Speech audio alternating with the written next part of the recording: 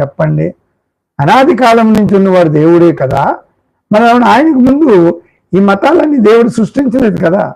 దేవుడు సృష్టించింది ఒక మార్గమే. మతాలు మనుషులు సృష్టించుకున్నారు.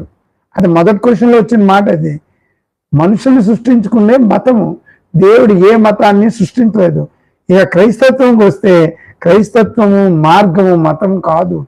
అందుకే యేసుక్రీస్తు అంటాడు, యోహాను సువార్త 14:6 అంటాడు, నేనే సత్యము జీవము మార్గం, నా ద్వారా తప్ప ఎవరు తండ్రి వద్దకి చేరుకోరు అని క్లియర్గా చెప్తాడు.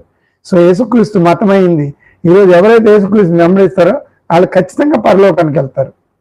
అందుకే నా తండ్రి ఇంట్లో అనేకమైన స్థలము కలవు, లేని ఎడలా మిమ్మల్ని సిద్ధపరిచి మీ వద్దకు వచ్చి మరలా నా వద్ద మీరు ఉండలాగని నేను కొనుపోదాం మిమ్మల్ని అని అంటున్నాడు కదా.